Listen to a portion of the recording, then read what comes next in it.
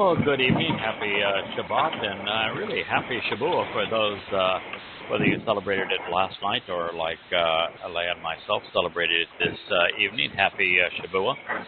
I have shared, hey, JB and Kirk, I've shared that, in fact, I had a long conversation with Dr. Jeff today, and the reality for myself and for Leah, and I think it is true maybe for many of you, is that we are living in a perpetual Shabuah Teruah cycle. It's all about being empowered and enriched and enlightened by Yah, Shabuah, to shout out a warning to those who need to walk away from their religion and their country such that they can embrace the things that Yah asks of us and become part of His covenant. And so we live every day as Shabuah and Teruah. Now, that said, it was still wonderful today to offer the 2 loaves of bread. Leah made these homemade bread that was actually designed such that artistically, so that it looks like stalks of grain that have been tied together in a sheaf. So it's 2 sheaves of bread, just in the way the bread was designed and baked. Beautiful. And we offered up with a shofar and had our 7 lamb chops representing our 7 lambs, and it was just a marvelous experience. But literally, when she said, "What are we going to do this special other than that?" I said, "Our whole life revolves around Shabuah and Teruah. It is Teruah 360, 5 days a year." This day, so that we just have a little explanation. The feasts of Yahweh, all of which are eternal. We will be celebrating them through all eternity. They aren't the feasts of Israel. They aren't the feasts of Jews. They are Yahweh's feasts. They are celebrations that Yahweh has invited us to. He expects us to respond. That is the polite thing to do. He has established a menu, but the menu is entirely for our benefit, our nourishment, our enjoyment. God gets nothing out of this other than the opportunity to lift up and serve His children and the pleasure of the company of His children. And of these, of course, we begin with the doorway to eternal life, which is Passover, followed by the means to perfection, which is unyeasted bread. It is important to recognize that Passover is part of matzah, and that Passover without matzah is counterproductive. You don't want to be immortal and not perfected. But being immortal and perfected, which is why we eat unyeasted bread during Pesach, that's the best of all options, because now we're perfected and immortal and invited to be adopted into Yahweh's family on Bikurim. Being children is a wonderful thing in Yah's family, but there's something that is far better than being an infant in Yah's family, and that is being an adult in God's family.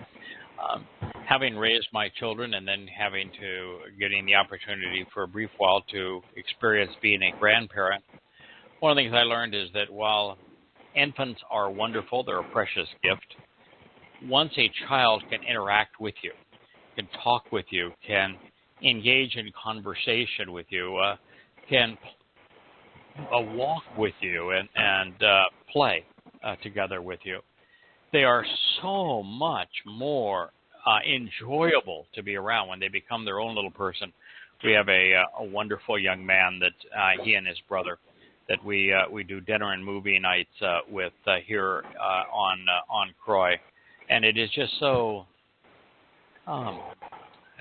wholesome, so uplifting to have this young man and his brother over for dinner and a movie night, because they're at an age where you can talk to them and interact with them. And so there is something better than just being an infant in the covenant, although that's pretty wonderful, and that's being an adult. And we become an adult in Yahweh's family through Shabuah. That's when we're enriched, we're empowered, we're enlightened. Yahweh sees to it that we become more like Him, more capable.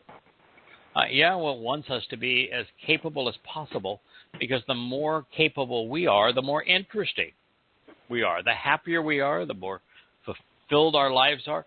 And if we capitalize on Shabuah, its enlightenment, its empowerment, its enrichment, and share it in the manner of Teruah, where we are both calling out a warning to those that are on the wrong path and inviting others onto the right path, then the size of Yah's family grows.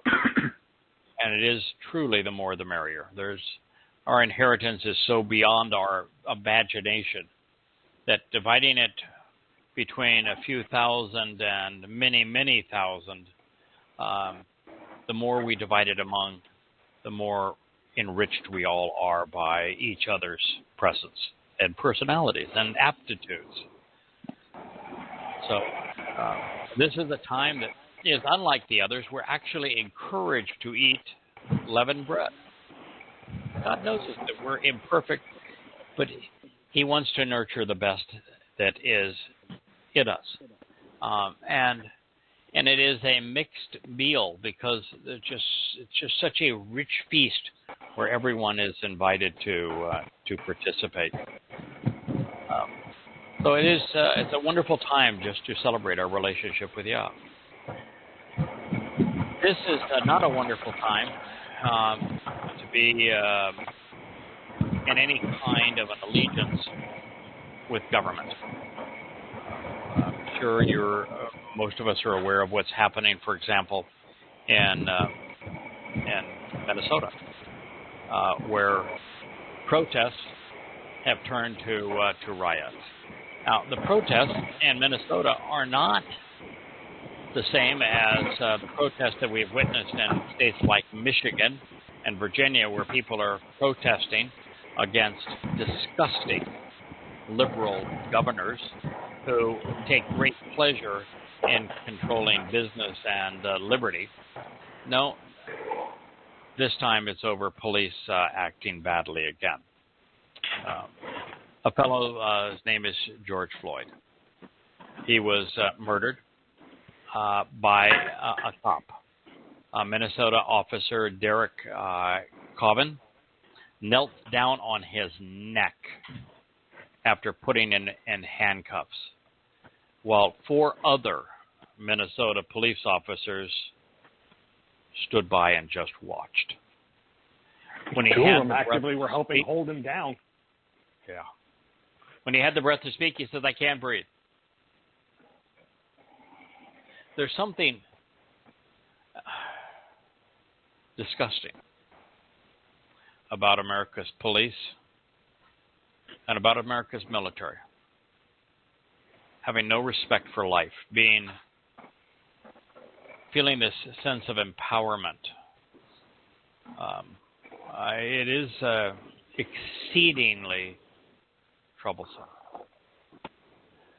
And so you've watched the videos on it, JB. You can understand why Minnesotans would protest that this he should not be dead. He should not have been treated that way. There's no excuse for what they did. And it has to be pervasive, or there wouldn't have been 2 others holding him down and 2 others just watching. It has to be pervasive. Yeah, or wouldn't they be knew they could get away with it. They thought they could. They didn't. They were all fired. If someone hadn't been there filming it, they would have got away with it. That's true. And I want to tell you, though, that the response by many African Americans in Minnesota to loot and to riot is making your situation worse. I am here on a little island of St. Croix, which is a microcosm of America. There's only 50,000 people or so that live on this island, and maybe another 50,000 that live on St. Thomas, not far away, and 25,000 or so that live on St. John. I wish they weren't called saints, but I didn't have any say in naming them.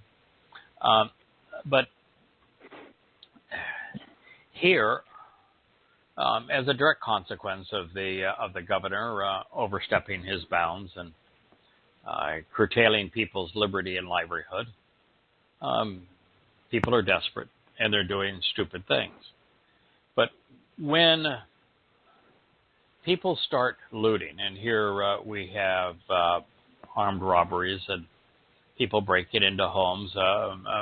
One of the nicest men on this island, a man that has done so much good for this island, not long ago was kidnapped and held for several days so that he could maximize the amount that was withdrawn from an ATM with daily limits. When you do that sort of thing, like the thing that's happening in Minnesota, you demonstrably diminish your value as a person and any chance that you're going to have a decent life. When people do as they did in New Orleans following Katrina, and they looted and they rioted, most people, including myself, just said, I have no interest in helping you. Let New Orleans just turn back into a swamp, because that's the way the people are acting. And so many people are acting this way in Minnesota. George Floyd did not deserve to die. But you do not honor his death by being a looter. Stop it. Yeah, that's not protesting. That's just taking advantage of the situation. Yeah, it's not just even taking advantage of the situation. It's being a disgusting person. It's showing that you have no value. Thief. Yeah, you're just a thief. You're the lowest form of life at that point. You're no better than the police officer that took Mr. Floyd's life. You're really not. You have no respect for that which belongs to others.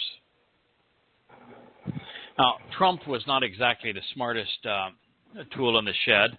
When Trump said, when the looting starts, begins, the shooting starts, that was not exactly the smartest thing for him to have tweeted. It may have played well to his audience, but that was a stupid thing to say.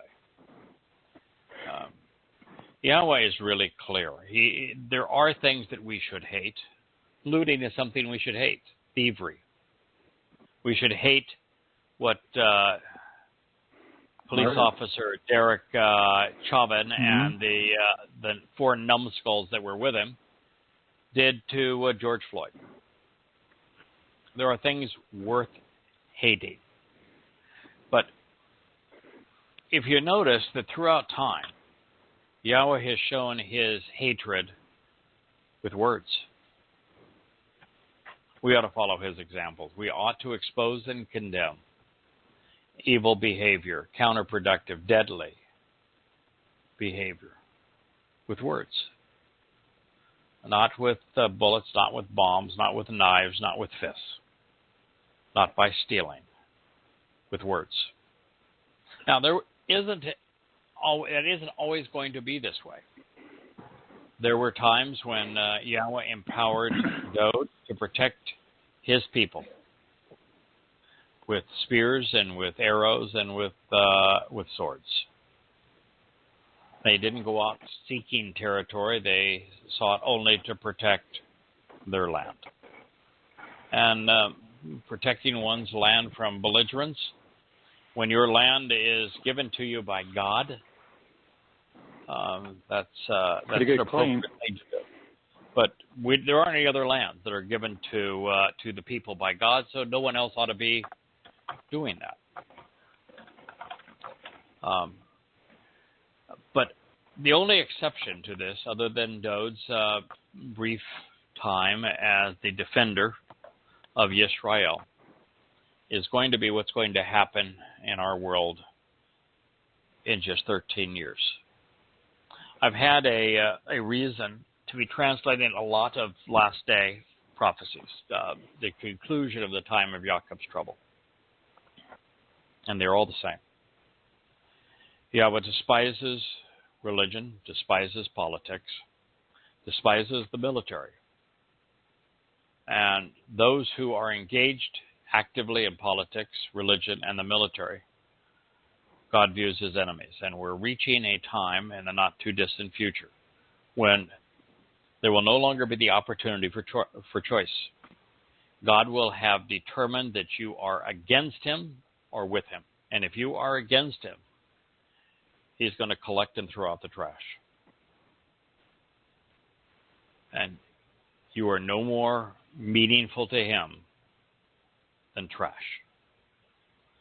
So understand that if you are religious, if you are political, if you support your military, if you're engaged in your military, you have absolutely no more than 12 to 13 years before God himself is going to intervene and wipe you out.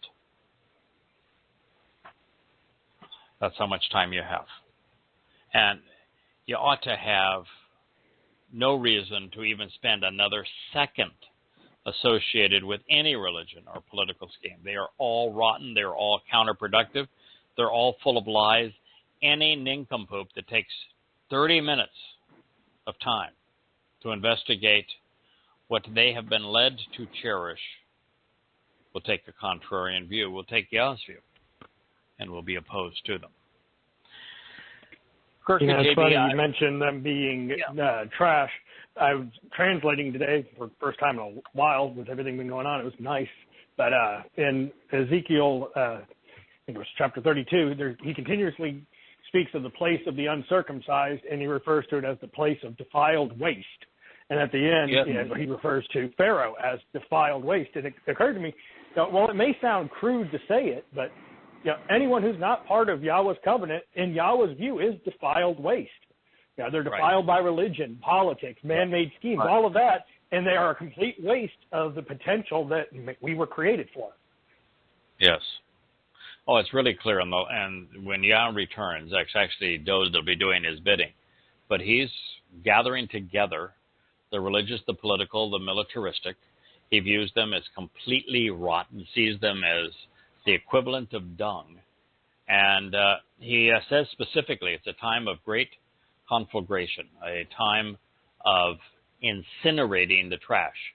And he says that they are to him as worthless as chaff. And he's going to literally incinerate all of them. So he's going to take out and then incinerate the trash. So that is what is coming, and that's what Yah views. If your soul is such that it is corrupted by religion or politics or militarism, he views it as polluted and nasty and unappealing, toxic. And think about it. Outside of Yahweh's covenant family members, can you think of anyone who isn't involved in one of those? No. You may have people who are apolitical, but they're incredibly militaristic, or they're incredibly religious. They may be a-religious, but they're incredibly, pro-government. Everyone falls into one of those categories, with the sole exception of those of us who have chosen Yahweh's covenant. Yeah, and it's really just one category. I was lectured about 3 mornings ago. We were talking about the Communist Party of China, and she told me they shouldn't be called a communist party. And in reality, they're simply a cult. They're a cult of personality. That they can't be called communist anymore because they ceased being communal about 30 years ago. That the Chinese recognized that after killing about 100 million Chinese, that the communal aspects of communism don't work. They're ineffective, they're deadly. And so the leaders wanted to stay empowered, and their communist economic system was a complete and utter failure. And so what they did is that they adopted free enterprise. They did it first in a zone not far from Hong Kong, an enterprise zone. They let Taiwan nationals come in and build and own businesses there. And the first one they created grew in prosperity 100-fold in a matter of 5 years. And so they expanded it so that there were 20 and then 40 and then 100 of these enterprise zones, and they turned the whole country essentially into an enterprise zone, free enterprise. And so they're not communist anymore. What they are is a cult of man.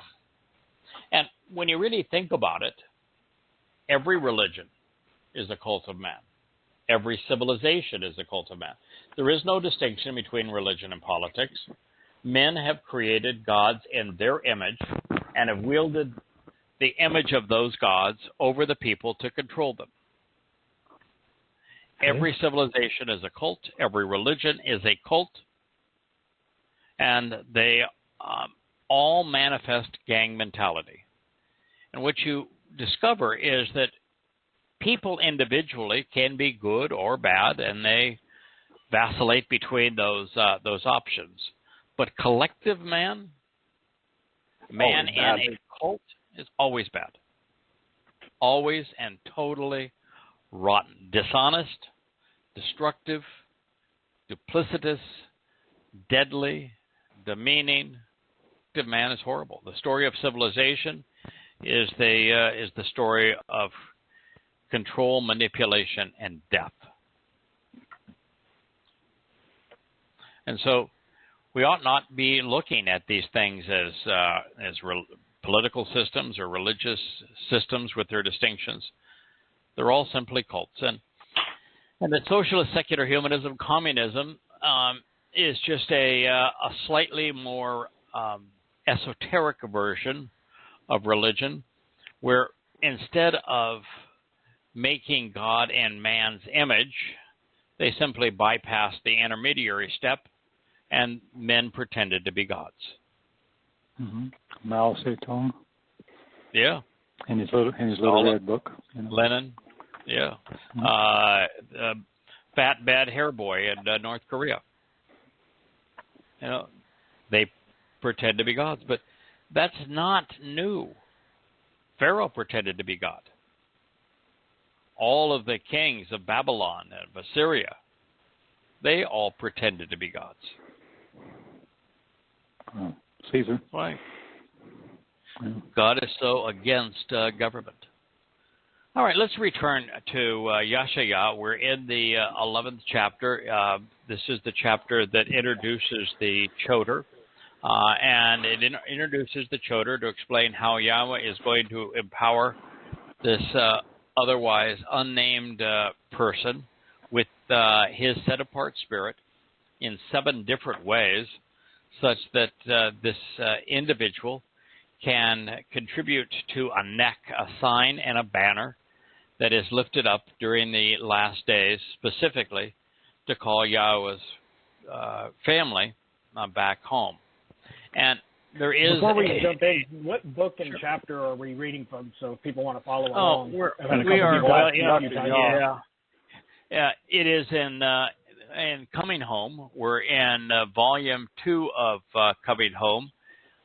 The chapter is after Dr. Yah, which is Stand Out and Be Noticed.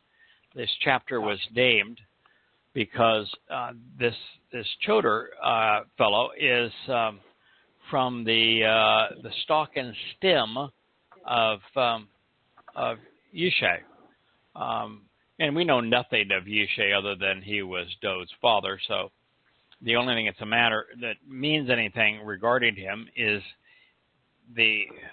what we can glean from his name and the fact that he was the father of Dode. His name means to stand out and be noticed.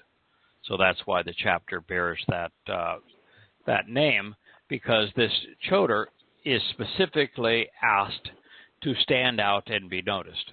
And as we read through the description, the Towrah is initially empowered by the Spirit for the purpose of writing this sign that is being lifted up in the last days. But by the time Yah is finished, the Towrah is breathing fire, and his words are literally incinerating those who are in opposition to God, which would indicate that he is one of the two witnesses of the last days, along with Elia. And I have been challenged, it was Mike, I think, that challenged me most recently, who's done a marvelous job of providing some timeline insights and editing some of these new chapters that we've written and edited. That, why do you get the idea there's two witnesses if we're discounting what's in Revelation?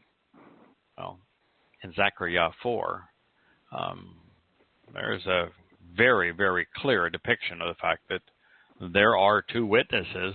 These two witnesses are anointed by Yah, and they have a specific role during the last days. And then in Malachi 4 and 5, really through the entire book of Malachi, the function of the witnesses is very specific. And one of the two witnesses is specifically named as the prophet Elia. And Eliah's job is to change the mindset of Yisrael and Yehudah. That is specifically what he is not only tasked with doing, but Elia is successful at doing it. Now, keep in mind, Elia is the most entertaining, the most brilliant, the most sarcastic, the most blunt and bold of all of Yahweh's prophets. There ain't nobody like Elia. Elia is a prophetic superstar. And he's the one that garners Yisrael's attention, and Yah says he is successful. He manages to change the mindset of Yisrael. Well, he ain't working alone. There's somebody else there with him. And it specifically tells us in the prophecy in Zechariah that both of the witnesses are prepared to do this job. So they're not learning on the job. Yahweh is not just infusing them with the words they're going to speak. They're prepared to do the job. And so the other witness, by implication, is not speaking to Yisrael and Yehudah. The other witness is called to expose and excoriate, but also to provide useful testimony to Goyim.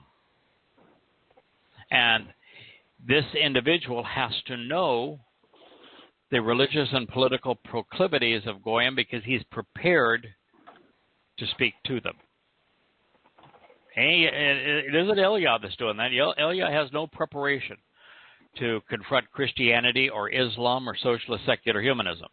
He's prepared to deal with the ideas that corrupted Yisrael. Now, he's the best that has ever been at dealing with those things. And God says he's going to be successful. The other fella, he ain't going to be so successful. But Yah's fair. He is going to provide one of the two witnesses to speak to Goyim, and that witness is going to be prepared to expose and condemn Christianity, Islam, socialist secular humanism that collectively corrupt 5 billion of the 7 billion people on the planet today.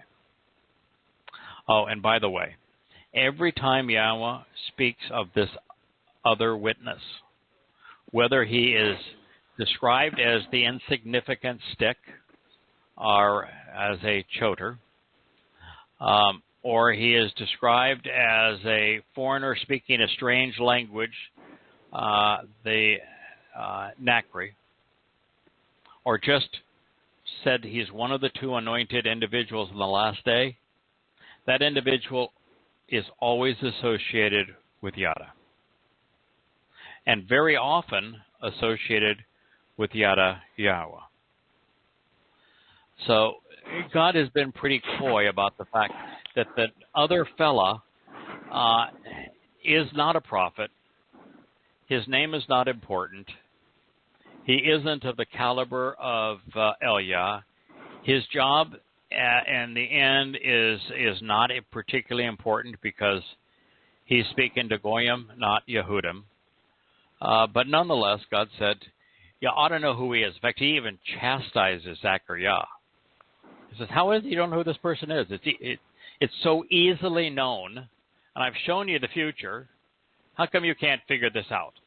So God's not trying to be all that coy with it, but that's what this particular chapter of Yeshayah is all about. The 11th chapter is devoted to this.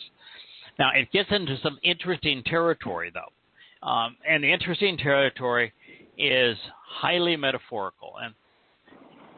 And God uses a lot of metaphors through his prophets to describe the end of the time of Jacob's troubles, because I just think it was so remarkably different than anything his prophets had ever seen or could envision, that they got into some pretty metaphorical language. So let me read it, and I know, Kirk, you've done some analysis of what these metaphors represent. Yeah. Starting at Yeshayah, liberation is from Isaiah 11:5. It reads, being right, correct, and honest, wasadak, being accurate, upright, fair, and just, will be the belt around his waist. And the trustworthy and reliable nature of the witness, the integrity and dependability of the individual testimony, keeping it real, the band girding him. Okay, that's pretty symbolic. Any thoughts on why he chose that symbolism? Well, I went a little different in that I heard y'all talk about this last week. Mm-hmm. And what I did is I tried to view it from the eyes of looking through the lens, rather, of the ancient pictographs. Mm-hmm. And I found both supporting stuff and some interesting things to identify this witness. Uh-huh. And I did a few of the words, and the first one I started with Sadek. So let me share with you both the letters and some other things that I found related to that. And this would be hopefully the way they would, as far as I know, the way they would have interpreted it in the ancient times. They would have understood it in a concrete context. And the Sadek, of course, is made up of three letters. And it's a Tassad, of course, and a Dalet, and a Quaf.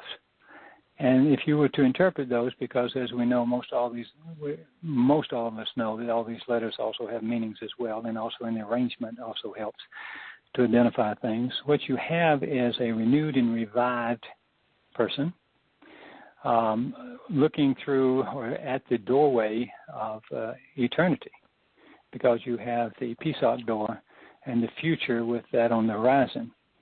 Right. They would have thought of these things as following the established path or course of action, which would be the Moed Mikros.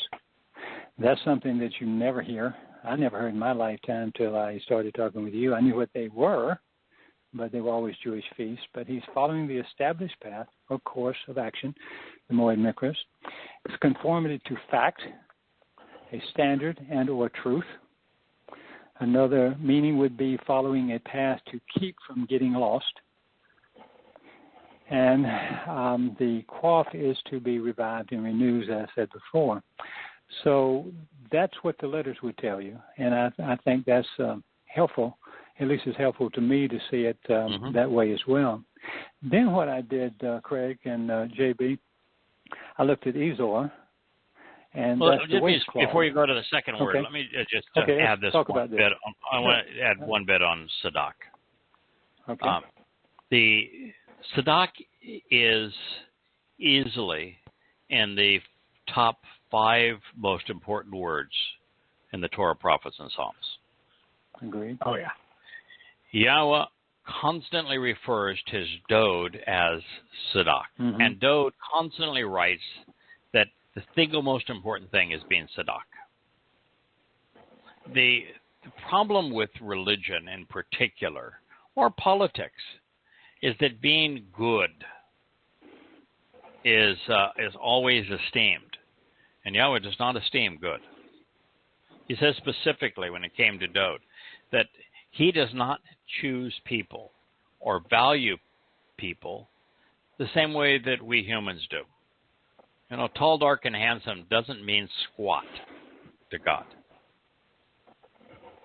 Being articulate doesn't mean anything to God, he chose Moshe. Dode was the least desirable of his brothers. Sons. Yeah. When Yahweh provided the Pesach land as Yosha, he specifically said there is nothing about him that would impress anybody. What matters to God is being right. That is a mental process. Exercise. To be right, you have to be able to know the facts. You have to analyze them in a rational way and draw a correct conclusion. Tzedak is the answer. It is the key that opens heaven's door. Everyone who is right about God will be allowed in. Everyone who is wrong about God will be kept out. So if you want to boil down everything we have learned to a single word, it would be Tzedak. Well, I like Yada, which means it's related, to know, to understand, to be acquainted with. And the proper name Yahweh is as good as it gets and exceedingly important. And Kara is very important because it means to be invited and to be welcomed into God's presence, to meet with God. And Asher is the word that brought us all together. It's the steps that we walked to get the most out of life and to receive the benefits of the relationship.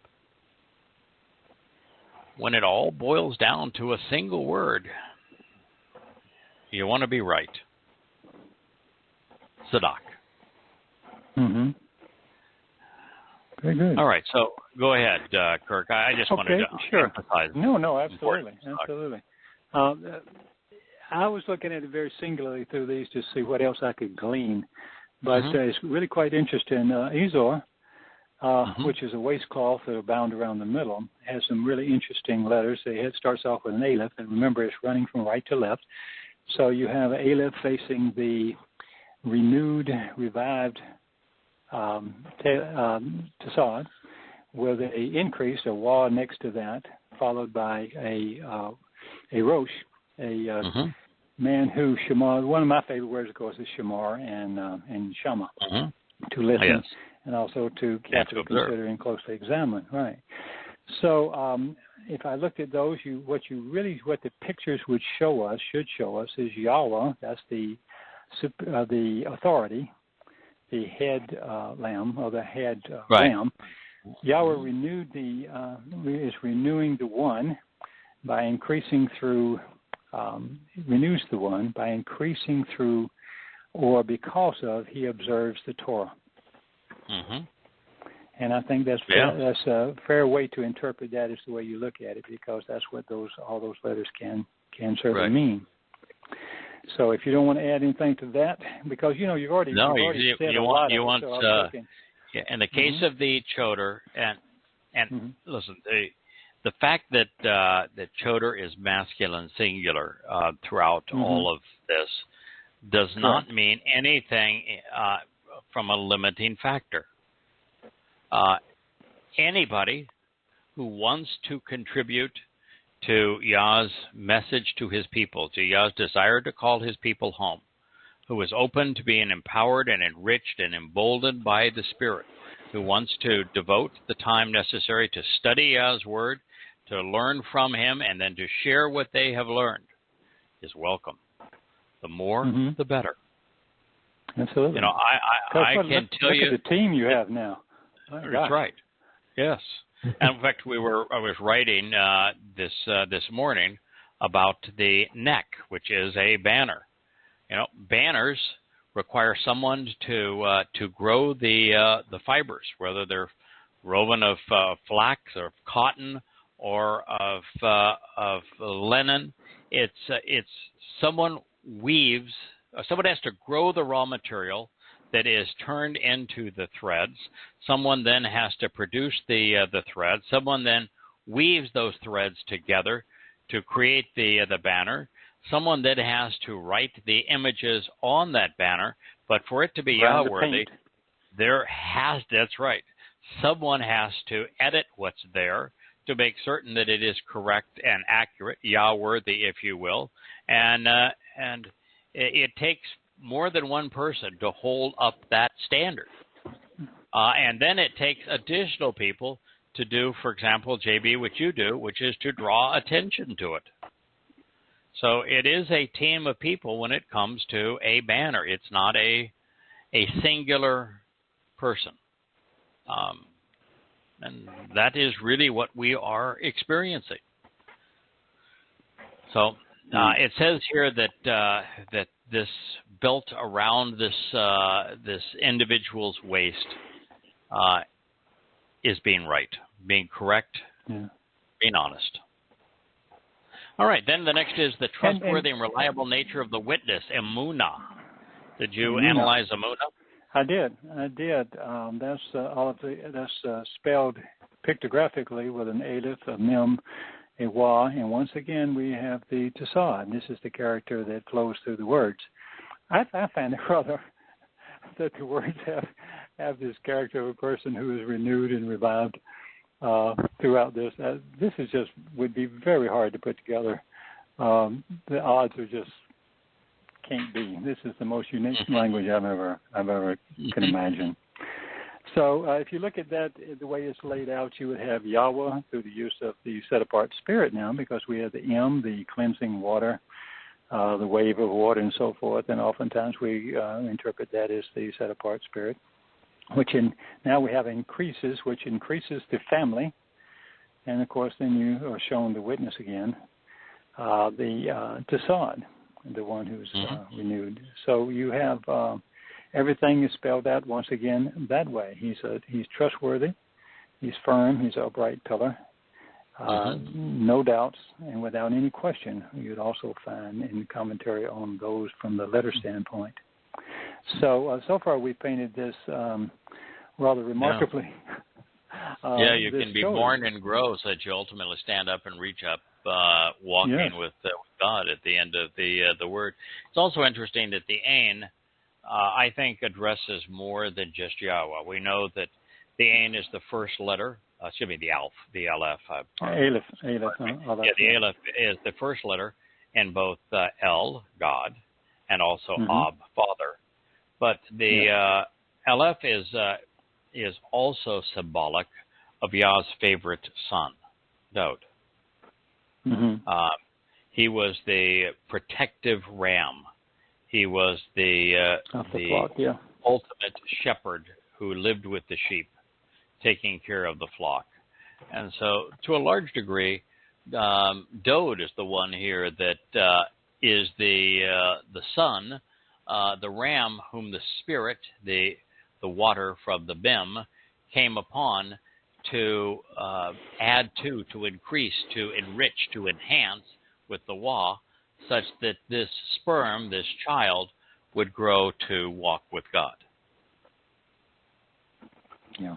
So Emunah does describe every aspect of Dod's life and his relationship with Yahweh, just as Sadak is the word that Yahweh uses to define him. So these are two Dodian concepts.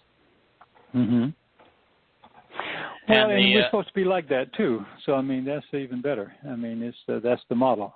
Working Dod with is the model. So Dod is the model. He is leading the choir. And it says so that the trustworthy and reliable nature of the witness is the band girding him. This is Ezor. Powerful term again. And used, it really used the second time. This time it's Ezor Shalat. So the belt and I did that one as well. attached around his manhood, his virility. So what did you find out from Shalat? Well, Shalat is 3 letters. You have the Chet, the Lam, and once again we have the Tasad. Now, the Chet would tell us that it's separated and protected, set apart, if you like, and protected. The Lam is guided, giving direction, and the one resting and revived and renewed. It can also mean, this is really interesting, because if it applies to the chota, this is, I thought, wow. It can mean to extract, to draw out both from and to a location, to draw weapons. In parentheses, I put words because words are weapons for this battle, and to deliver. Wow. That's pretty cool. That's pretty cool. Yeah, and it is becoming increasingly obvious that Yahweh intends to use the chota offensively, to draw aggressively. Out. To draw out. His use of the chota is a mini dode. A many dode. But Dode was a warrior protecting Yah's flock. And when people threatened his people, he defended them. The chota is going to play a defensive role. God makes it unequivocally clear that the chota is going to play a defensive role, defending God's people against those who would do them harm. And so, in this way, he is kind of Dode's understudy. In fact, when you read all of the last days witness prophecies, what you find is that he's sort of the guy that is asked to introduce the prime act. Back in the days of the Ringling Brothers Circus, there was the announcer, and the announcer would say, now we're bringing to center stage the most important act to be performed before you this evening, the headliner, if you will. Well, Dode is the headliner. He's the most important act, and the chota does play a role in announcing the arrival of Dode. And, of course, he's so overshadowed with Dode, by the time Dode arrives, he is immediately whisked off and retired, and happily so. But that's one of the roles is, make ready the arrival of Yahowah and the coming of his son. And then he ducks for cover and says, "Oh man, I think I want to watch this from afar because I'm really, really, really overshadowed by this." But nonetheless, that's part of the job. Think about where in the world, in all of history, has somebody stood up and said, and this is not something that's just making this up. This is what Yahweh said. Draw that out and then show how important Dode was. That he was the Mashiach, even though it's written there plain as day. I mean, that's the tragedy of it all. It says, I know, it's just there in our face. It's right there in front of your face. All the things. Anointed 3 times by Yahweh's instructions, right. And called Yahweh's Messiah. So why in the world are religious Jews waiting for this Messiah, wondering who he'll be, when he is, in fact, the most famous Jew who has ever lived? Yeah. And God told them and told us that Dode is the Messiah like 50 times. Yeah. You got Christians claiming that Jesus is the Son of God, when in fact he's never called the Son of God, and Dode is constantly referred to as the Son of God. God didn't make this difficult. No.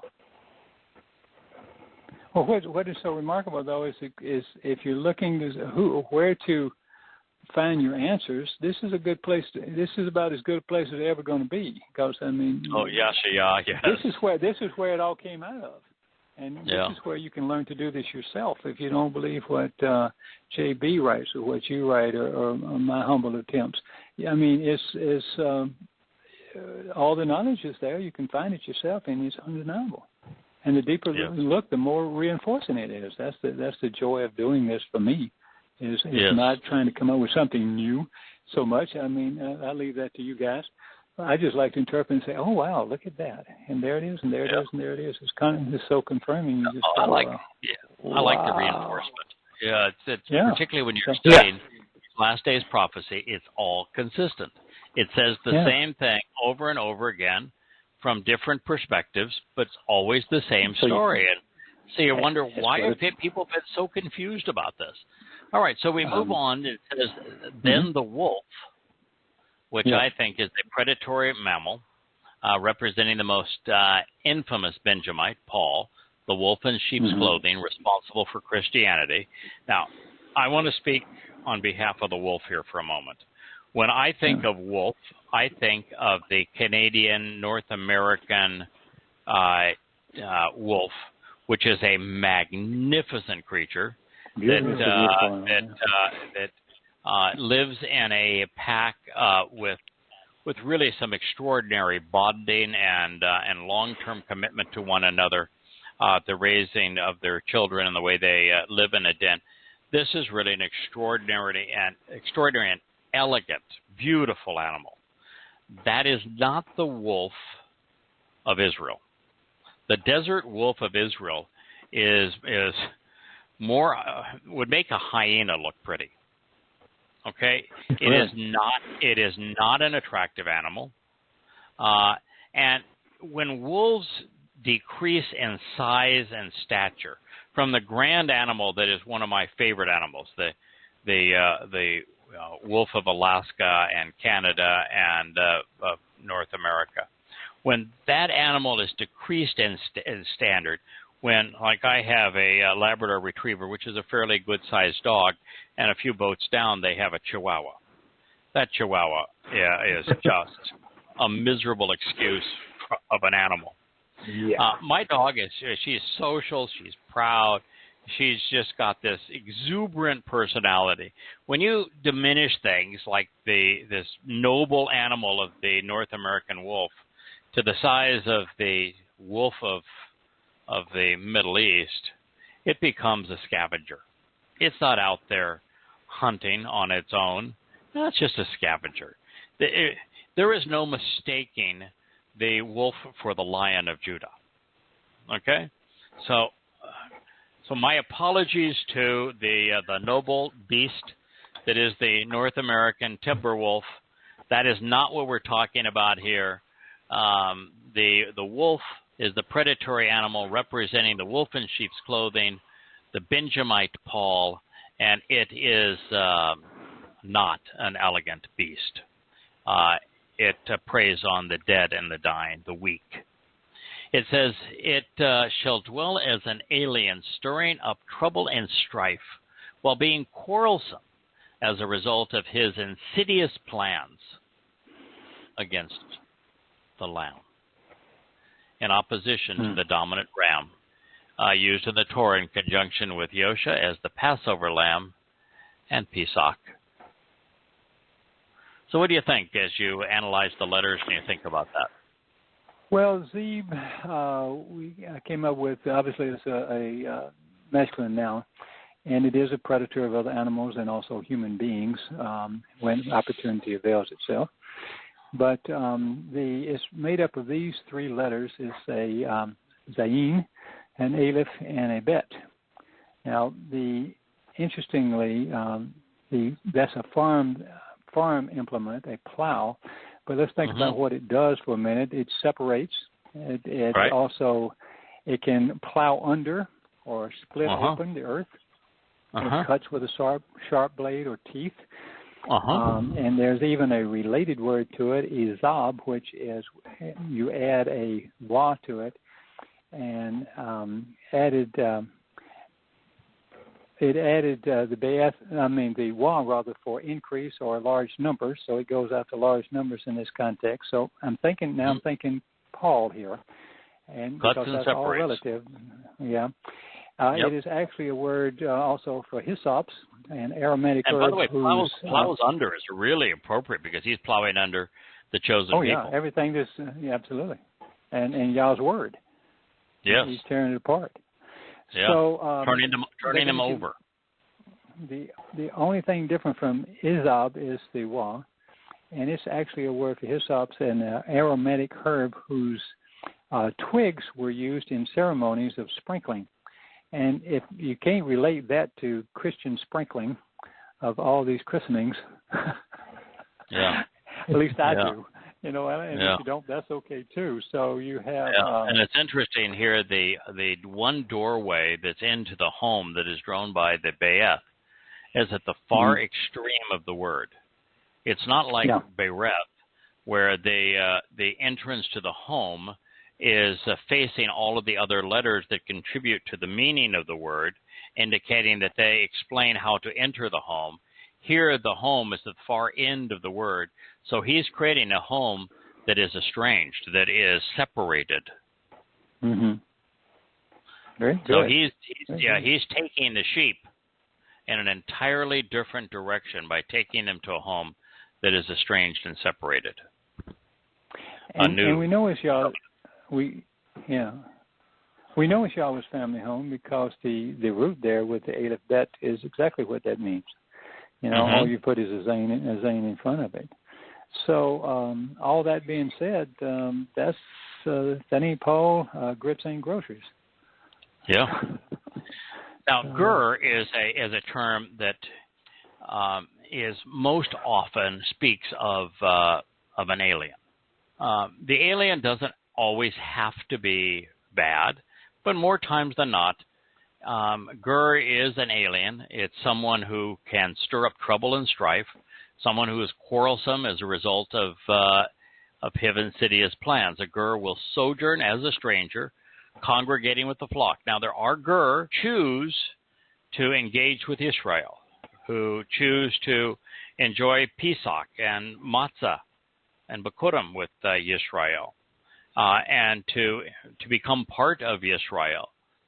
But in this particular case, this wolf is dwelling as an alien, stirring up trouble and strife, and is quarrelsome as a result of their insidious plans against the Lamb. Yeah. So this idea that the wolf is laying down with the Lamb, no, that is pass on that one. The wolf is quarrelsome and insidious and troublesome, drawing up strife against the Lamb. Well, the land that was given to the Benjamites was basically you had to go through that land, and they developed a culture of pretty much robbing everybody that came through. There was not a good place. No. I mean, that was their history. It was just they stirred up a lot of strife. So when they had that banner with a wolf on it, when they would for 40 years out in the desert, and that's where they would make their camp. Beware. Yep. When your mother wants to name you miserable. Name you, yes. Disgusting, miserable. When Rachel, wow. My suffering. Then Benoni. There's something wrong with Benjamin. And dear old Dad came on. We're just gonna name him son of the right hand. Well, sorry, Dad, but you missed on that one. Mom had it right. Mom knew him better. Yeah.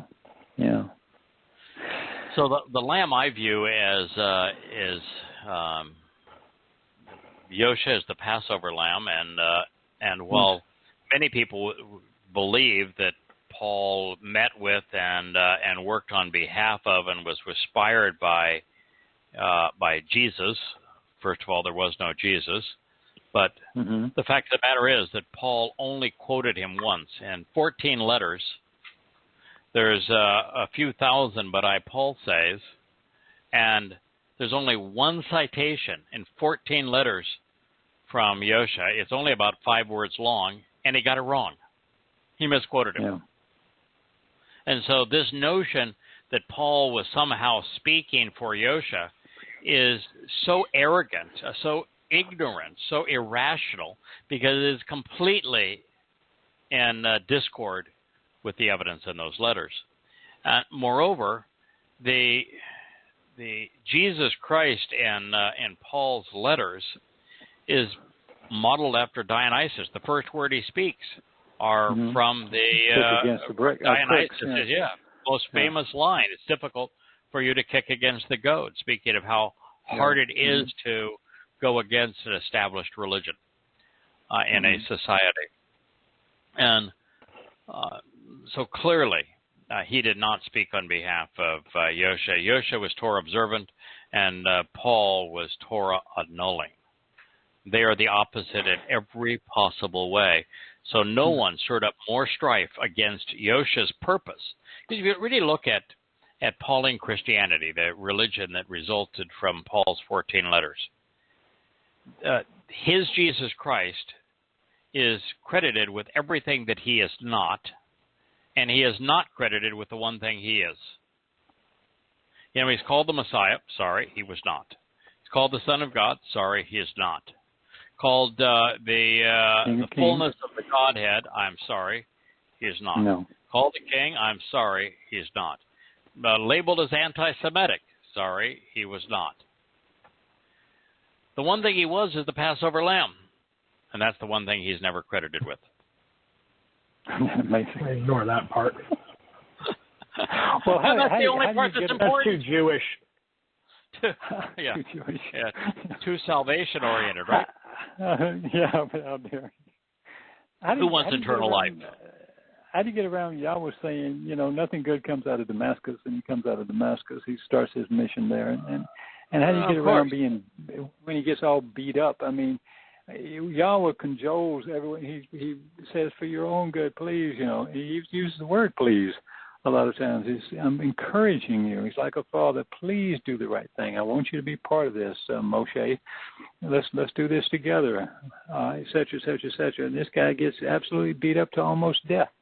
Yeah. Just like Muhammad in Ramadan. I mean, to the extent that we can believe anything in the Christian New Testament, Yosha gave sight to the blind and healed the lame, and yet the encounter that this idiot had on the road to Damascus, he is blinded and made lame. So that's the opposite spirit, folks. Yeah, well, I think so. He admits he's demon-possessed, so I'm going to interpret this as the wolf shall dwell in discord with and create insidious plans against the lamb. Yeah. All right, so then we move to the next line, and it's the leopard, who I think is represented by Nimrod. It's written almost identically to Nimrod, who is symbolic of Babylon. So the leopard, which is also the Hebrew word namir, for camouflage predator. Well, that's what religion is. Mm-hmm. That's what the Lord of religion is. It's a camouflaged predator. And so the leopard will stretch out ready to pounce in association with the goat. The goat is a young kid from an unused root meaning to cut off, and that's its symbolic of those on the wrong side of judgment.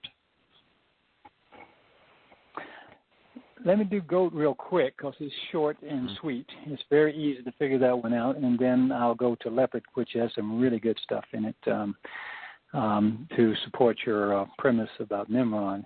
But the goat is quite simple. Anytime you see a gimel, which is pointing in the wrong direction, walking away from the Pesach door, the lit, and this is Giddy, and the eyes is pronounced from the Y or the Yod. So you've got the Pesach door that leads to Yahweh, and you've got the foot going in the wrong direction.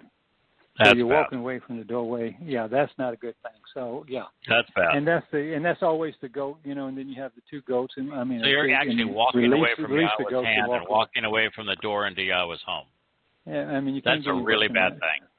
Yeah, it's a bad thing. So even a child, all these conversations that Yah has of the judgment between and the separation of the sheep and the goats. The sheep are his, the goats are not. The goats are walking away from the doorway to heaven and from Yahweh's hand. Yeah. So nobody wants to be lifted up. Nobody wants to go. You don't want to be a gaddy. Yeah, don't be a gaddy. No, don't be a gaddy. Yeah, no. You don't want to be a Namur either. Namurs are bad too.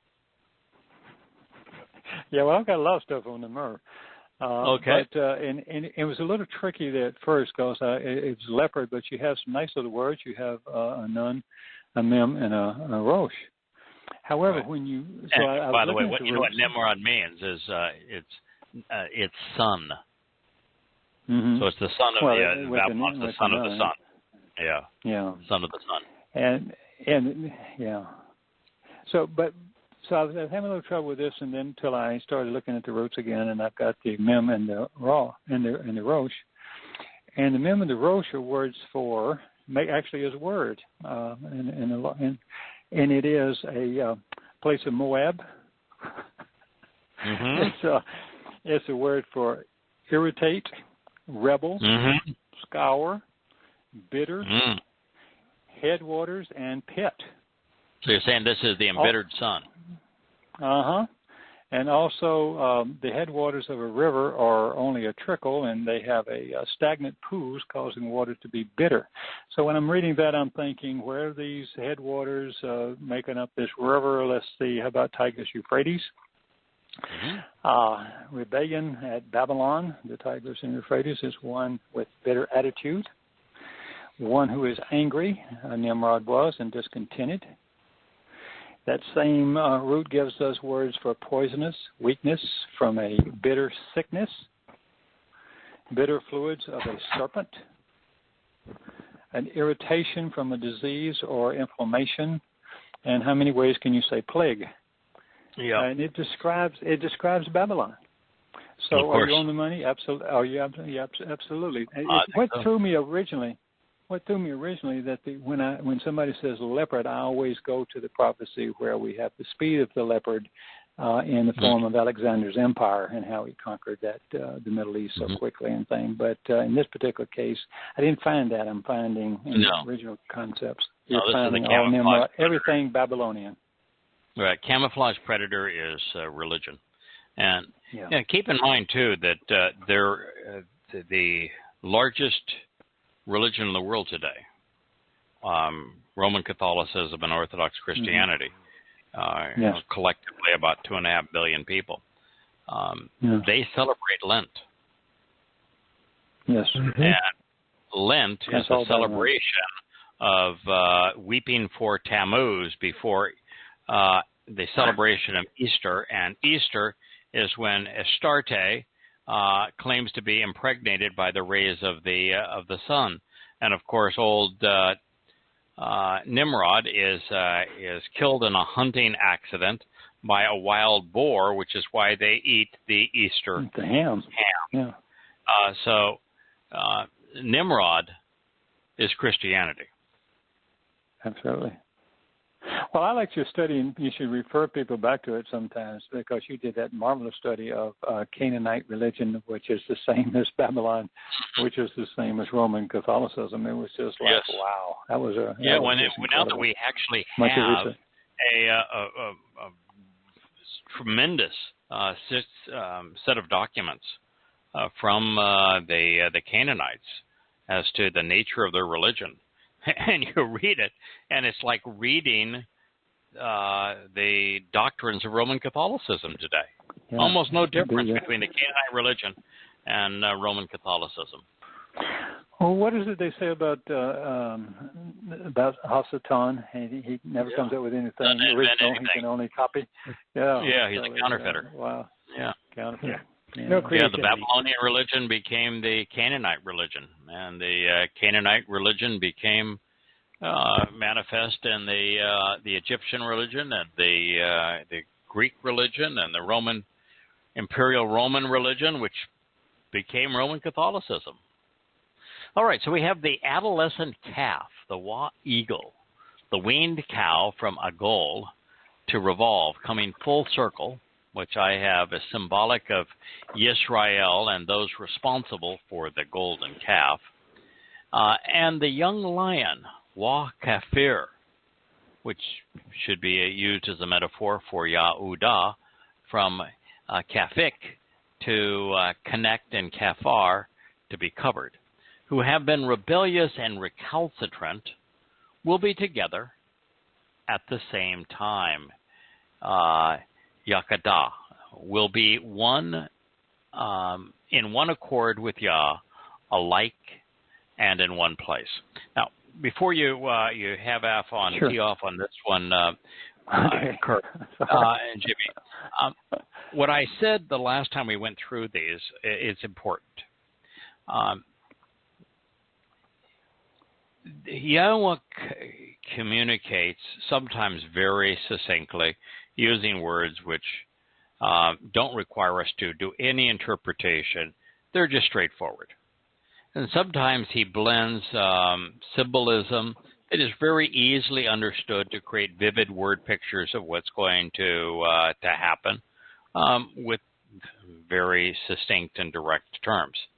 And sometimes he speaks wholly in symbolic terms, like in these cases.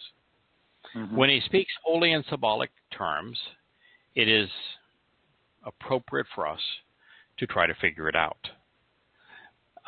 That does not mean that what I come up with or what you come up with is necessarily right or wrong, but it's our best attempt to think through these things and to share something that is consistent with Yah's nature, that's appropriate in the context, and there is a possibility that we are completely right. There's the possibility that we could be completely wrong. And there's the possibility that we are partially right. And there's always the possibility that others could interpret these words, including ourselves at a later date, and come up with something, perhaps different, perhaps just better, perhaps augmentative. All those things are possible. And I don't think we could ever be totally wrong when we come up with an attempt to understand that is consistent with Yahweh's nature, where we're engaged in conversation such that collectively we're striving to understand. That is always the right thing to do, even if we don't get it completely right. And JB, all three of us, Girk too, we're very comfortable saying we're not claiming to be inerrant. What we're claiming to be is passionate about these words, desirous of understanding them, and we spend enough time studying who Yahweh is, what he's offering, what he's asking in return, what his nature is like, what his plan is like, that we have a propensity to interpret everything that he says in a manner that is consistent with who he is. That said, how did you interpret this? Well, let me just say one quick thing.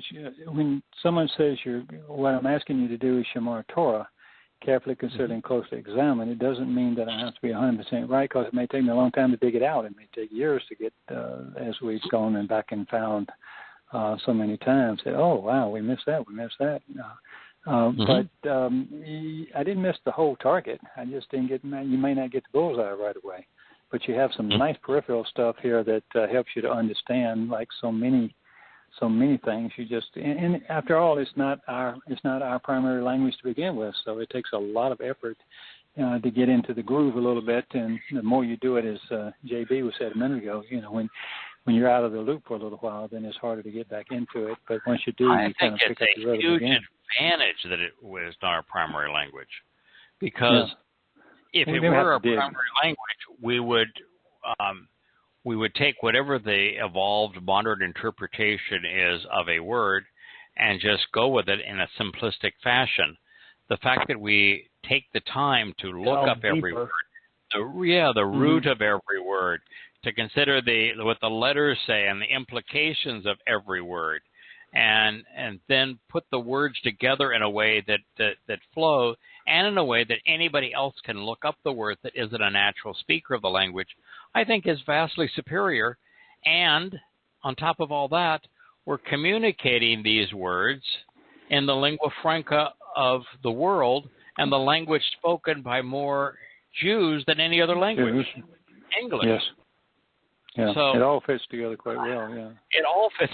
I mean, I don't make any excuse for not being a native speaker. And if God was looking for someone who could pronounce each of these words fluently and without error, he most certainly would not have chosen Moshe as the person to lead his That's always Torah. Comforting. So it's always comforting to know that's not what he's looking for. He's looking for a thoughtful analysis of these words, not an exquisite enunciation of them. So I think there's lots of advantages about being a natural speaker. Well, I don't know how you could be a natural speaker in Hebrew anyway when you're so ingrained, when they're so ingrained with all the vowel points. Yes, because that's the Shoah system, which is deception, and it's not what it was. It's not the way you pronounce it. So I make no. Means to deceive. Yeah, the whole system that Masoretes came up with, it's based on Shoah, and the word Shoah means to deceive. It's the operative verb in the third statement that Yah etched in stone. And what's so amazing about these Nimrods is that when Shoah is used in the third statement, it says that if you Shoah Yahweh's name and cause it to be negated, you cannot be forgiven. And these idiots chose that verb to describe their diacritical markings, which were primarily conceived to hide the pronunciation of Yahweh's name. The letters they went after were the vowels Yod, He, and Wah. And they went after those vowels, claiming that they were not vowels, that they were, in fact, silent letters was their claim in the Shoah system, so that they could somehow obfuscate the obvious pronunciation of Yahweh. And so they did it deliberately for this purpose. And just think of how many Jews have been deprived of knowing Yahweh as a result of what they deliberately did. So you're correct. Being engulfed in that rabbinical, Masoretic, vowel-pointing scum cesspool is not a positive thing. It's a tremendous negative thing. I mean, God actually wrote in one of these statements that I've translated here recently, there's no room for Judaism in Israel. You know, there's no room for this stuff. I want it gone. Judaism has done more to harm Jews than Christianity and Islam combined. Yeah.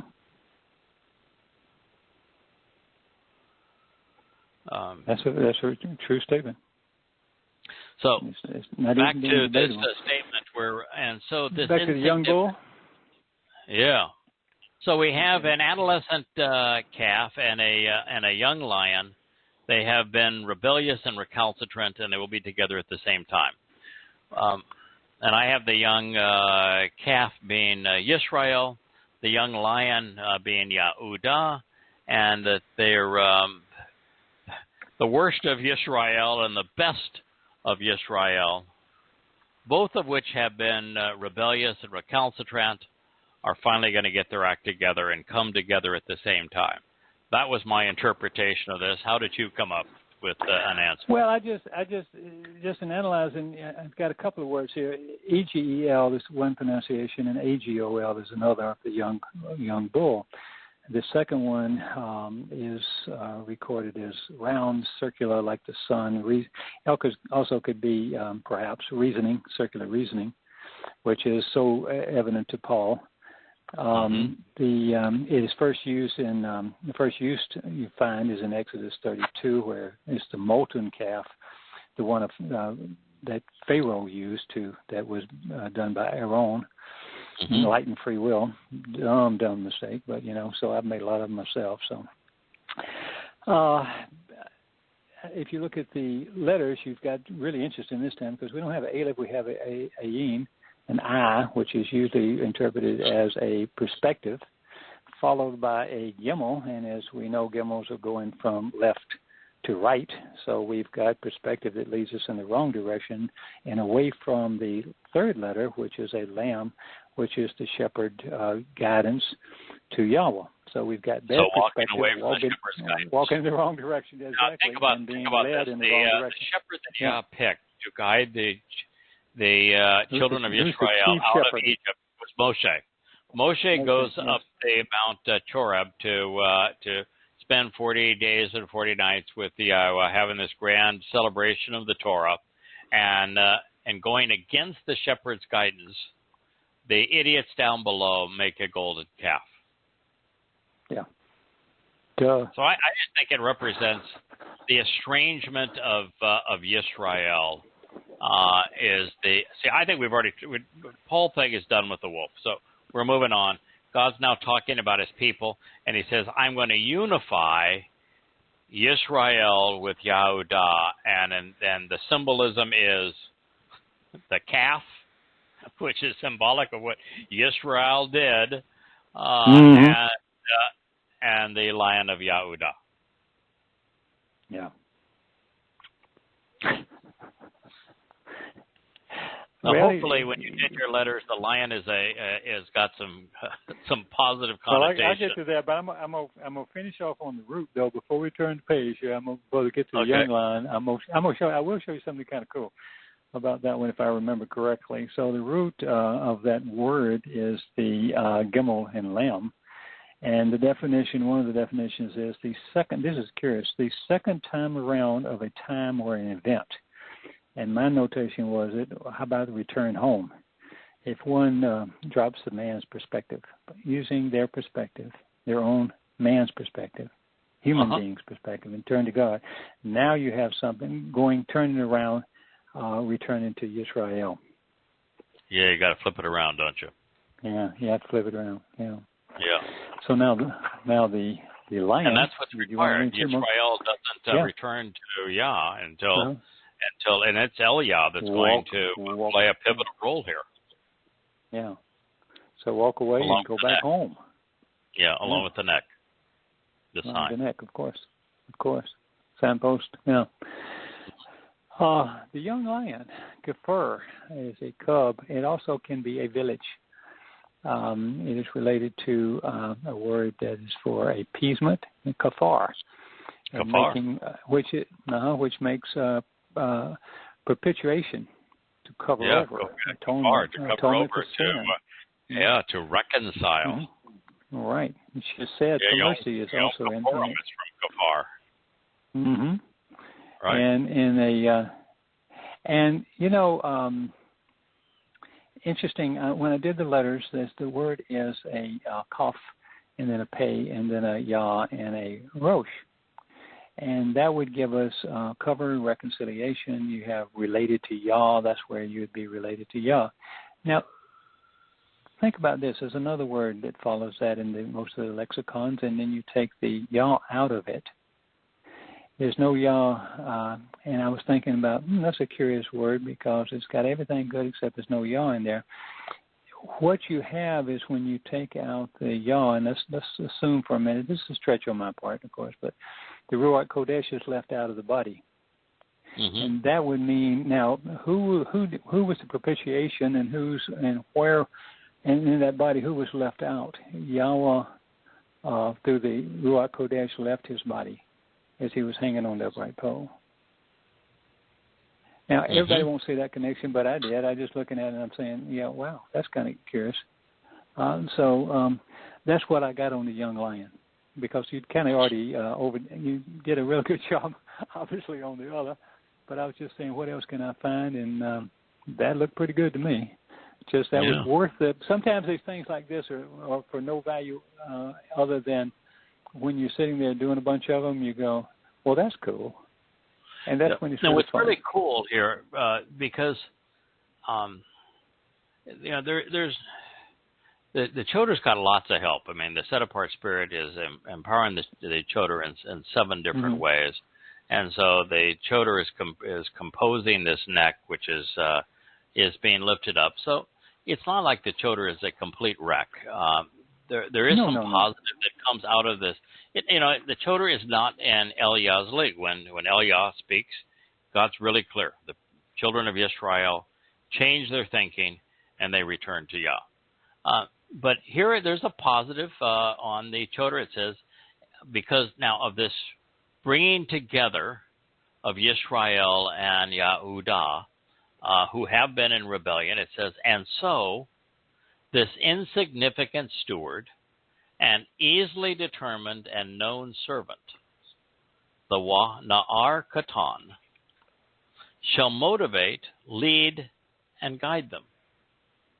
So there is, speaking of the Chota, it says, this insignificant but also easily known servant is going to motivate and guide them. It is now speaking of this adolescent calf and the young lion, Yisrael and Yehudah, helping them come together at the same time and to distance themselves from their past, which is rebellious and recalcitrant. So that's a very positive indication. Well, I took Catan as well, and is even I can reinforce that a little bit as well. Is obviously is insignificant, small in status, etc., etc. It's not the big show, but it's certainly a powerful one. But let's look at the it's not in the league of Eliah and Dod. No, but he's not a prophet either. He's taking the prophet's words and telling, explaining, and being a wonderful, wonderful teacher. You've got the Quaff, and you have the Tall. Not the Tall, but the Fet. And then you have the Noun. So what you have is a new day, time and light, and new perspective. Waiting for hope of a new day, if you like. And the Fet is a container, a basket for valuables, the enclosure, protection there. Then really on the Noun, you can say a lot of things. You can say about the Noun, you can say continuance of the children, the heirs. And I added the one set free, and the reason I said that was because the Noun is the number 50. Mm-hmm. Everything is set free on a Yobel year. And I can't overlook what it means. Yes. So it's a symbol of being set free. And then I was thinking about that while I was doing it. And if I was writing commentary like y'all do, I would have said something to the fact that isn't it marvelous how Yahweh sends Moshe to set everyone free. Everything about him is setting free. We have the Yobel years. He's trying to set people free from America and come home as we get worse and worse and worse. And everywhere you look, he talks about freedom. Everywhere you look, everyone else is talking about enslavement. I mean, what's not to love about Yahweh? Yes. And so it's a very positive sort of a thing, is that Yisrael and Yehudah are going to come together at the same time, and it's this insignificant steward that's what you're all about. Motivate them, lead them, and guide them, direct them, influence them, such that this wonderful coming together finally occurs. Yeah, and the Katan is such a great thing because it is a perspective on that which is valuable regarding new life. Yeah. Perspective on that which is valuable regarding new life as we analyze the letters. We're no longer broadcasting, but we are still recording, fellows. Let's finish the next statement, and then we will we'll call it a night. It says the cow, which I have representing the fruitful and flourishing, and the bear representing the empowered and capable, will be shepherded.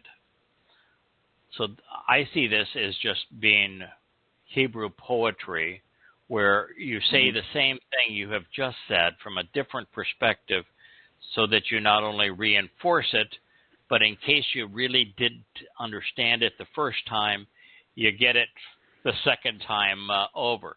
So after saying that this insignificant steward is going to motivate, lead, and guide them, you're saying that the cow, representing the fruitful and now flourishing, and the bear, representing the empowered and capable, will be shepherded. Well, it's not just that they're going to be, to lead and to be guided is a shepherding function, but who is the shepherd? Dod, of course. Dod. And so this choder, this insignificant steward, his goal is to pass the baton to the ultimate shepherd. And then, go off and take a nap. He's done. So from that point on, those who were fruitful and flourishing, and those who are now empowered and capable, they're going to be shepherded. They're going to be, at that point, cared for by dode. That was my interpretation of parah, which is the Hebrew word for abundantly productive, and dob, to be protective and motherly, to be strengthened, to become powerful, to be able to capitalize on all life has to offer. And ra'ah is the Hebrew word for to shepherd, to lead, to nourish, to protect, to guide. Well, I just got the same reinforcement there. You've got parah, but I looked at the root, the pay and the rosh. It can be positive or negative, but basically is a to tread or to burst or to break, and you could look at that as a negative thing, but not if you're talking about a threshing floor where you're crushing seeds and production of food, which is nourishment to grow. So, right. And then there's a word when you put a double R next to it, like a parah, that is most definitely a positive thing because it means to open the head. They're talking about crushing a seed, but it really means to open the head or to speak from the heart. So you want to be open-minded and use your brain and your intellect. Yeah, and the pay is a mouth. The rosh is a mouth to speak, and the rosh is the hay is an observant individual standing up. So if you're properly nourished and observant, then you're going to be standing and walking with Yah. Yes. And so I look at parah as wholly and completely positive. It's a good thing. Now, the only other thing we had was the bear. I had two others that maybe we'll save for some other time. The straw was quite interesting, and so is the infant. But we'll just do the bear because if y'all want to stop there. The bear is interesting. It's a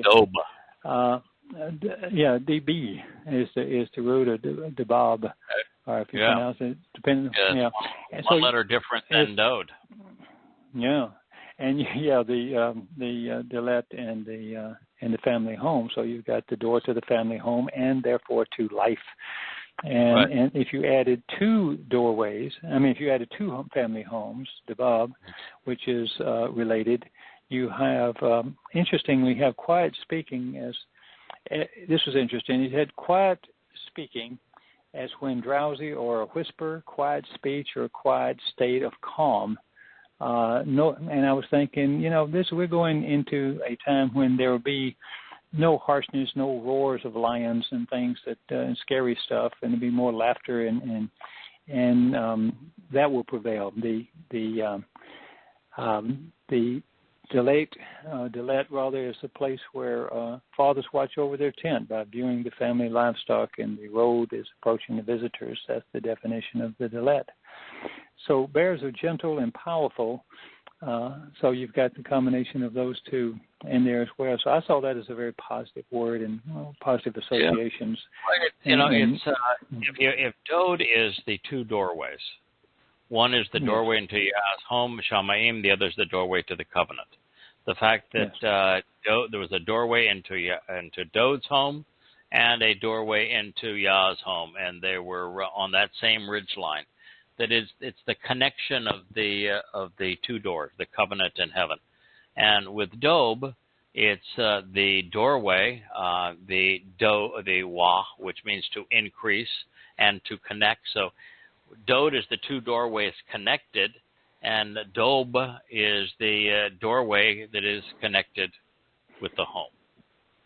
Isn't that marvelous? Very, very positive term. And of course, Ra'ah is one of Yahweh's most favored terms. Ra'ah comes two different ways. One is with an ain, one is with an elef. But Ra'ah as a shepherd means to nourish, to protect, to guide. Yeah. Did you want to go further on the last two, or do you want to just wait? Sure, we might as well finish Yashaya 11:7. Okay. So it reads, Together their youth will lie down. The lion, as a wild carnivore, they aryeh. Like the ox, a domesticated herbivore, bakar, shall consume straw. So together, their youth, their young children who are naturally born and begotten in the travails of childbirth will lie down and wait ready for action.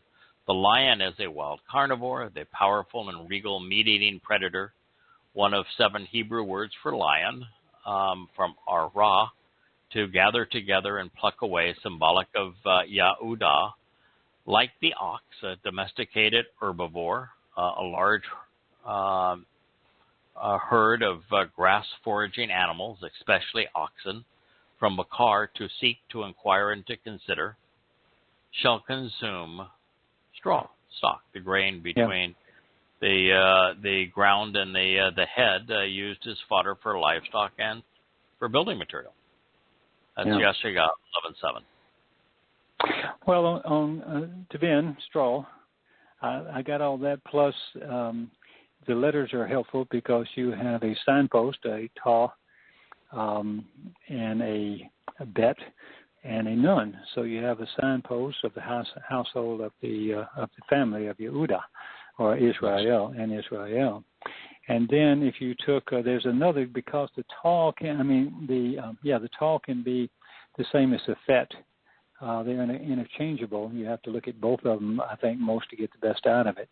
And you have a root with the with the Fet and the Bet, and which is surrounded in a protected house. It's interesting that the Bet with a Towrah, if you reverse the order of the root, when you have a Bet Towrah, you have a daughter, which is can also be a village outside of the city walls, but is still a protected house because it's the same as the elder.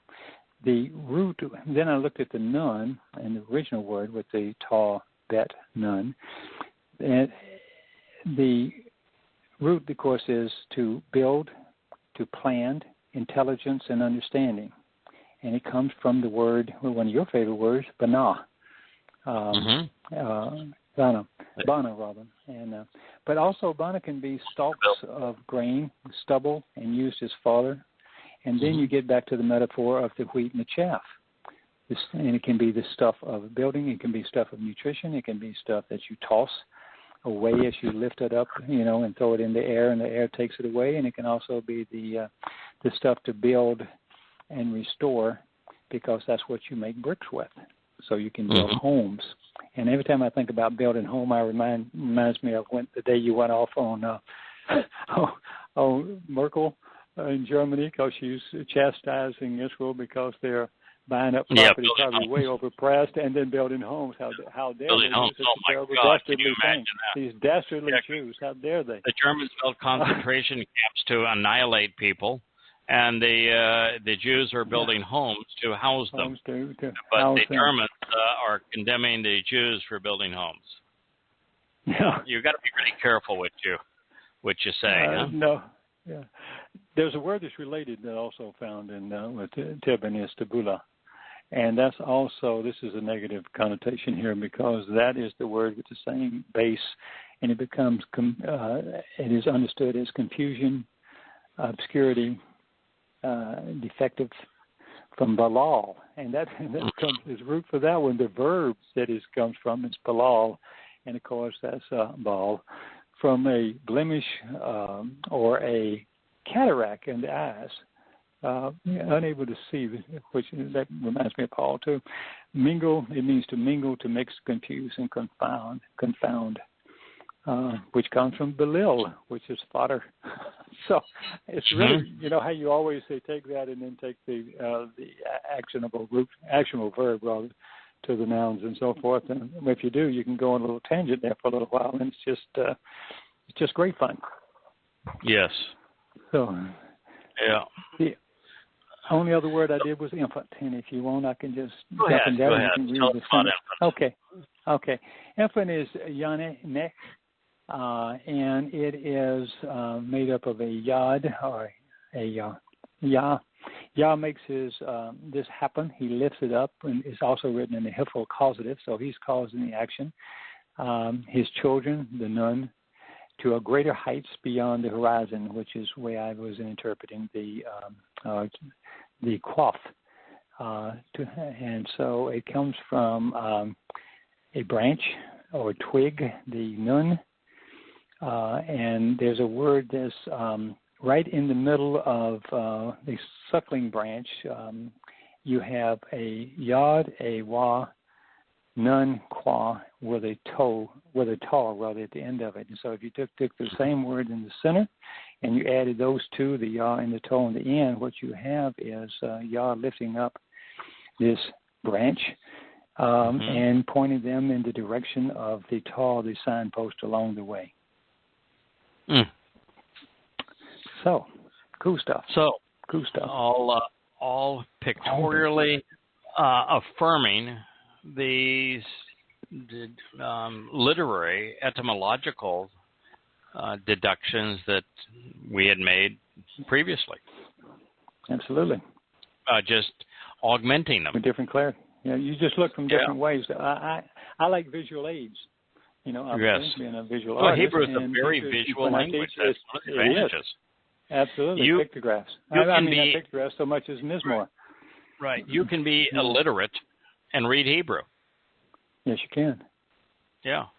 Particularly if you know what the original letters looked like before they were reshaped and stylized. Mm-hmm.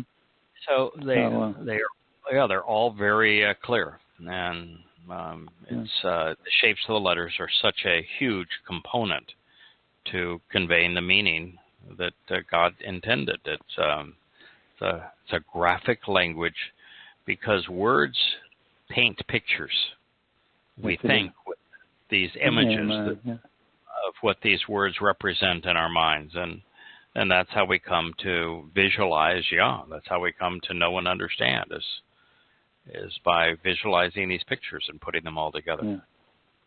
Well, that was my charge from Terry 13 years ago. You find out whether this guy's telling the truth. Yeah. Guess what? You're doing okay. You're doing okay so far, pal. Hey, JB, and the good thing is we made it all the way back to where we ended this program a week ago. Yeah, it goes so quick. Well, so, with this kind of progress, well, no telling how far we can go. Oh goodness! Right, repetition is part of learning. So. Oh, it is, and every time you go through it, you learn something new. That's one of the reasons I like this program so much, is that I will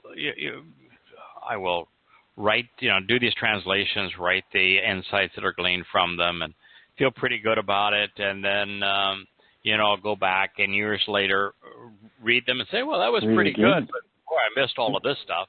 And then we'll do a show like this on it, and we'll add 5 times more than what was there in the writing. And then we'll do another one on it and double down on that. Amazing language, isn't it? Wow. Yeah. So there's one of 2 ways you can look at it.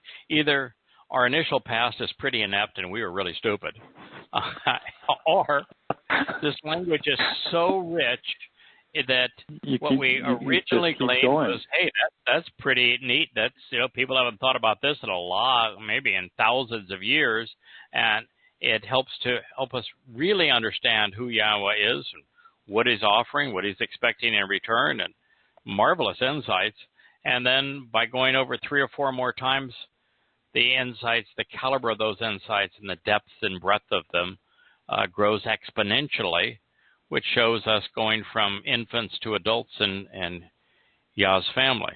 I'm going to choose to look at it as the latter of the two because it makes me feel better.